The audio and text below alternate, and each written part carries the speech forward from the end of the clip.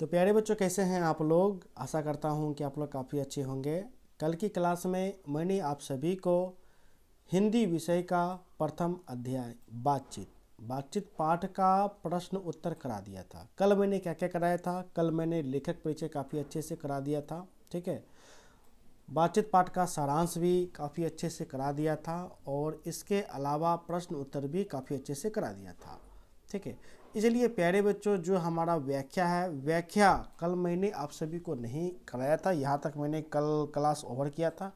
इसलिए आज मैं आप सभी को हिंदी विषय का जो हमारा प्रथम पाठ है अर्थात बातचीत पाठ का व्याख्या कराने के लिए जा रहा हूँ, ठीक है। तो प्यारे बच्चों, व्याख्या कराने से पहले आपको बताना चाहूँगा, यदि आपने अभी तक हमारे पेड कोर्स को ज्वाइन नहीं कर रखा है तो आप अवश्य रूप से हमारे पेड कोर्स को ज्वाइन कर जाइए। पूरे साल का 5 विषय का मात्र आपको 1500 रुपये लग रहे हैं। ये 1500 आपको 28 फरवरी तक हैं। 28 फरवरी के बाद आपका फ़ी 1500 से बढ़ कर के 2000 हो जाएंगे। तो यदि आप हमारे पेड कोर्स में जुड़ना चाहते हैं तो आप हमें कॉल कर सकते हैं। हमारा नंबर है 70 61 50 45 52, जिसमें आपको 5 सब्जेक्ट अच्छे से पढ़ाए जाएंगे, चैप्टर वाइज पढ़ाए जाएंगे। चैप्टर वाइज वीवीआई प्रश्न बताए जाएंगे, प्रश्न उत्तर कराए जाएंगे। अक्टूबर में सिलेबस को समाप्त करके रिवीजन भी आगे करवाए जाएंगे। तो जुड़ने के लिए कॉल करें इस नंबर पे। हमारा जो प्यारे बच्चों पहला व्याख्या जो निकल करके आ रहा है वह आपका पहला व्याख्या है। ये एक लाइन है, ये जो लाइन है, ठीक है। सर्वप्रथम लाइन को हम लोग पढ़ते हैं, फिर उसके बारे में चर्चा करते हैं। लाइन है, हमारे भीतरी मनोवृत्ति प्रतिक्षण नए नए रंग दिखाया करती है। वह प्रपंचात्मक संसार का एक बड़ा भारी आईना है, जिसमें जैसा चाहो वैसी सूरत देख लेना कोई दुर्घट बात नहीं है। ये जो प्यारे बच्चों जो पंक्तियां हैं, ये पंक्तियां आपके आपका पाठ पुस्तक अर्थात हिंदी बुक का क्या नाम है? तो दिगंत भाग 2 है। तो दिगंत भाग 2 से लिया गया है। दिगंत भाग 2 के कौन से पाठ से, किस पाठ से? तो प्यारे बच्चों बातचीत पाठ से आपको लिया गया है, जिनके लेखक बालकृष्ण भट्ट जी है। तो आपको तो सर्वप्रथम इस लाइन को पहले पैराग्राफ में ये आपको बता देना है कि ये जो लाइन है ये लाइन कहाँ से आया है। तो इसलिए आपको पहले व्याख्या के प्रथम पैराग्राफ में आपको इसका उत्तर कुछ इस प्रकार से लिखना है। प्रस्तुत पंक्तियाँ अर्थात ये जो पंक्तियाँ जो दिया गया है, प्रस्तुत पंक्तियाँ हमारी पाठ पुस्तक दिगंत भाग 2 के अर्थात आपका हिंदी का जो किताब है दिगंत भाग 2 के बातचीत शीर्षक पाठ से ली गई है। जो पाठ है जिसका शीर्षक बातचीत है उससे ली गई है, बिल्कुल सही बात है। जिनके लेखक बालकृष्ण भट्ट जी हैं। जिनके लेखक कौन है? तो प्यारे बच्चों बालकृष्ण भट्ट जी है। अब इस पैराग्राफ में इस पैराग्राफ के माध्यम से क्या हुआ, आपको यह स्पष्ट हो गया कि ये जो पंक्तियां हैं ये पंक्तियां कहाँ से आपको लिया गया है। फिर आपको पैराग्राफ चेंज करके प्यारे बच्चों क्या करना है, तो इस पंक्ति को व्याख्या कर देना है, ठीक है। तो प्रस्तुत पंक्ति में लेखक का कथन है अर्थात लेखक कहते हैं, क्या कहते हैं? मनुष्य समाज में रहता है, समाज से ही सीखता है। क्या सीखता है? तो प्यारे बच्चों समाज से बातचीत करने की कला को सीखता है। अर्थात हम कह सकते हैं प्रस्तुत पंक्ति में लेखक का कथन है कि मनुष्य समाज में रहता है और समाज से ही भाषा सीखता है, परंतु उसके अंदर की मनोवृत्ति स्थिर नहीं रहती है। अर्थात उसका जो मनोवृत्ति जो होता है, जो मन जो होता है, मन का जो वृत्ति जो होता है वो स्थिर नहीं रहता है, चंचल आपको रहता है, ठीक है। एक गिरगिट के भांति आपको रहता है, बदलता रहता है। तो वह जो मनोवृत्ति है वह बदलती रहती है। मनुष्य के मन की स्थिति भी गिरगिट की रंग की तरह बदलती रहती है। इसी स्थिति के कारण लेखक इस मन के प्रपंचों को जड़ मानता है। क्या मानता है? जड़ मानता है, ठीक है। वो बदलते हुए कहता है कि यह आईना के समान है। यह किसके समान है? आईना के समान है, जिससे हम झूठ, फरेब, छल इत्यादि हम देख सकते हैं। जो कोई दुर्घट बात नहीं है, हमें अपने जीवा पर नियंत्रण रखना होगा। हमें किस पर नियंत्रण रखना होगा? तो प्यारे बच्चों जीवा पर। यदि हम अपने जीवा पर नियंत्रण रख लेते हैं तो क्या हम लोग क्या कर पाएंगे, हम लोग कम मतलब कि जिह्वा पर नियंत्रण यदि रख लेते हैं तो बातचीत कम होगा। जितना बातचीत कम होगा उतना ना तो झूठ बोला जाएगा, ठीक है, ना तो ज़्यादा आप बोलिएगा तो ज़्यादा दुश्मनी आपको होगा नहीं, ठीक है। तो यह कोई दुर्घट बात नहीं है। हमें अपने जीवा पर नियंत्रण रखना होगा, अपने चित्त को एकाग्र करना होगा, तभी हम किसी से झगड़ा या शत्रुता नहीं कर सकेंगे, ठीक है। अर्थात यदि आप किसी से शत्रुता नहीं करना चाहते हैं तो इसका सरल उपाय है कि आपको अपने जीवा पर क्या करना पड़ेगा, तो प्यारे बच्चों नियंत्रण आपको रखना पड़ेगा, ठीक है। नेक्स्ट जो आपका जो व्याख्या है, यह व्याख्या काफ़ी इंपॉर्टेंट व्याख्या है, इसको काफ़ी अच्छे से समझना है।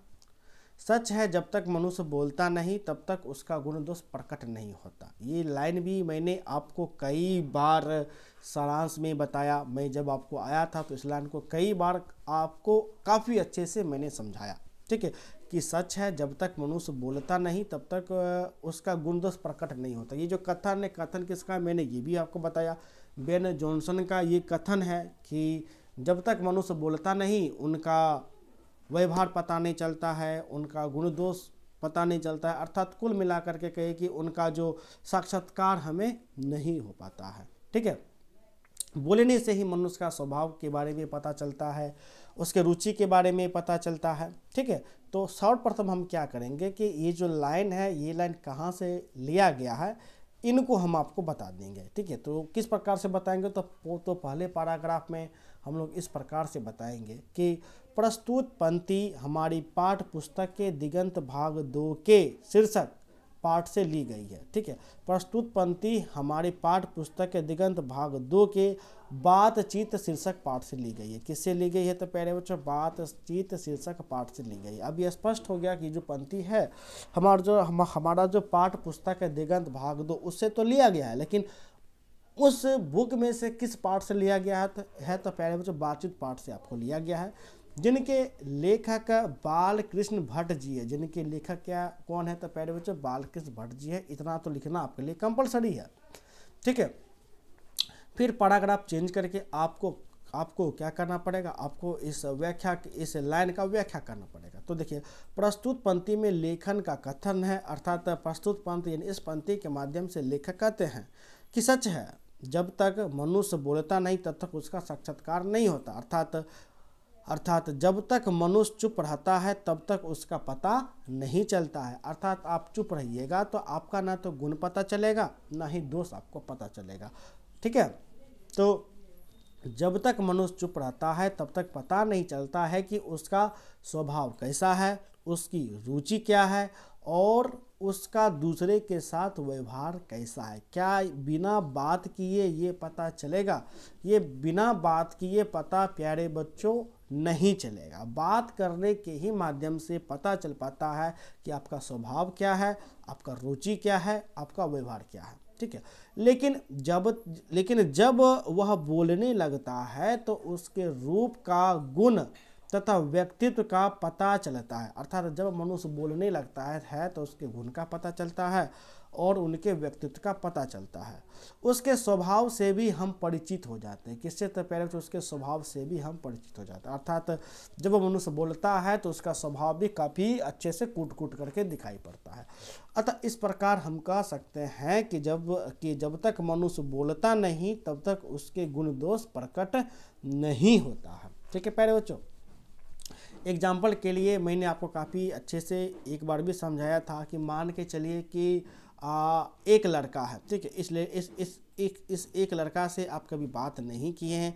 अब इस लड़का से जब आप बात करते हैं, बातचीत करने के दरमियान आप कहते हैं कि लो भाई मेरा टिफ़िन में से खाना खा लो, और आपके टिफ़िन में है चिकन।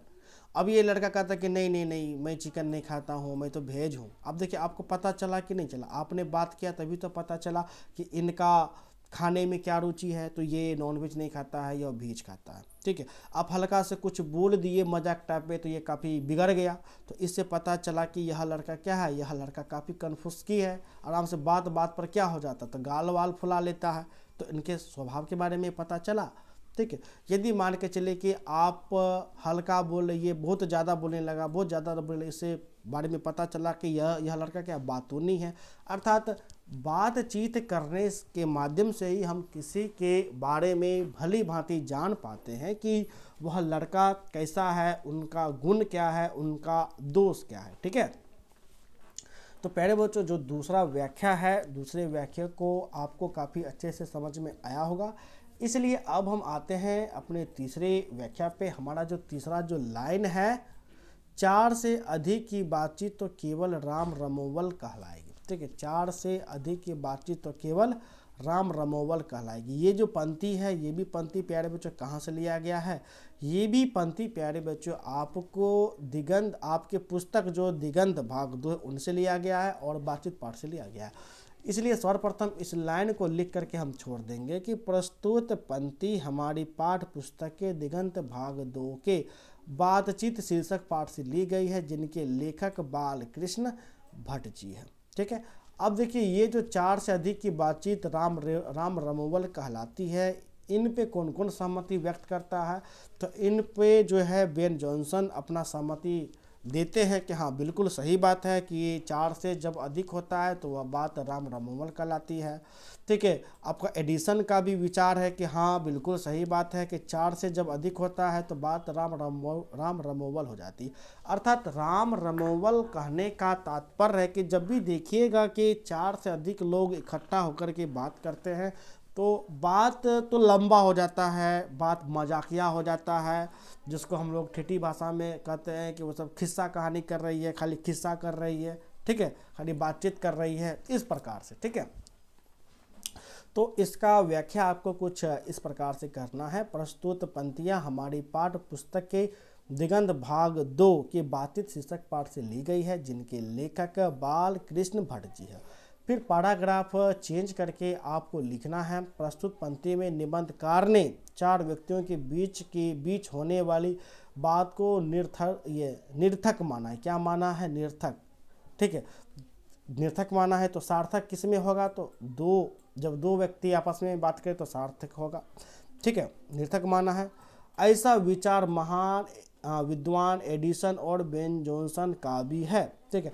अब बेन जॉनसन और एडिसन भी कहते हैं कि देखिए, जो असल बातचीत होता है वह असल बातचीत 2 में ही संभव है। कितने में संभव है? 2 में ही। जब 2 लोग मिलते हैं तभी अपना दिल एक दूसरे के सामने खोलते हैं। अब जो भी देखिएगा, जो भी पर्सनल वाला बात होगा वो पर्सनल वाला बात, ठीक है, जब 2 व्यक्ति होगा तभी अपना दिल खोल करके वो बात करेगा। यदि कर्जा लेना है, जब अकेले रहेगा तभी आप कहिएगा कि सुनो ना भाई, तनी 1000 रुपया पैसा है तो तनी दो, पैसा वैसा नहीं है।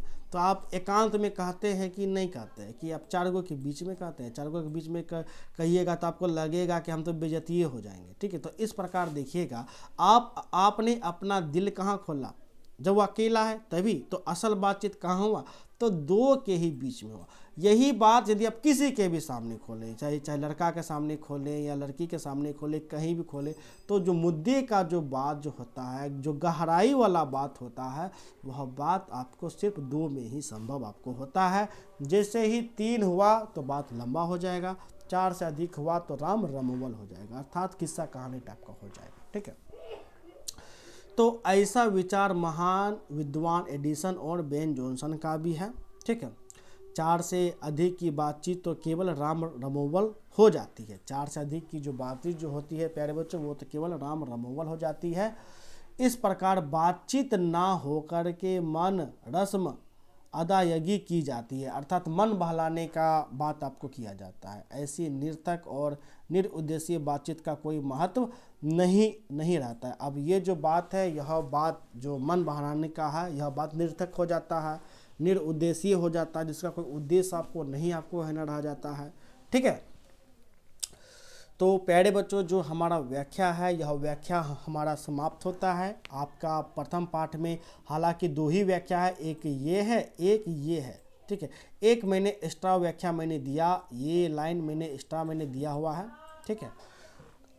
तो व्याख्या प्यारे बच्चों हमारा समाप्त हो चुका है, इसलिए अब हम आते हैं वस्तुनिष्ठ प्रश्न पे। किस पे? तो प्यारे बच्चों वस्तुनिष्ठ प्रश्न पे। ठीक है, आपका जो वस्तुनिष्ठ प्रश्न पहला जो आपका प्रश्न है, बातचीत शीर्षक निबंध के निबंधकार है। मैंने आप सभी को बता चुका हूँ बातचीत शीर्षक निबंध के निबंधकार कौन है। तो उत्तर क्या हो जाएगा प्यारे बच्चों? बालकृष्ण भट्ट।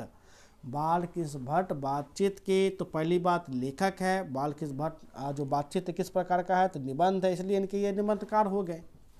ठीक है, दूसरा जो आपका वस्तुनिष्ठ प्रश्न है, दूसरा प्रश्न है बातचीत के माध्यम से बालकृष्ण भट्ट क्या बतलाना चाहते हैं। मैंने आपको काफ़ी अच्छे से समझाया था कि बातचीत के माध्यम से बालकृष्ण भट्ट क्या बतलाना चाहते हैं। कमेंट करके आप सभी बच्चे बताइएगा बातचीत के माध्यम से बालकृष्ण भट्ट क्या बतलाना चाहते हैं। तो प्यारे बच्चों उत्तर क्या हो जाएगा? उत्तर हो जाएगा बातचीत की शैली, अर्थात बातचीत के माध्यम से बालकृष्ण भट्ट ने बातचीत की शैली के बारे में बताए हैं। ठीक है, नेक्स्ट आपका प्रश्न है बालकृष्ण भट्ट किस युग के रचनाकार हैं।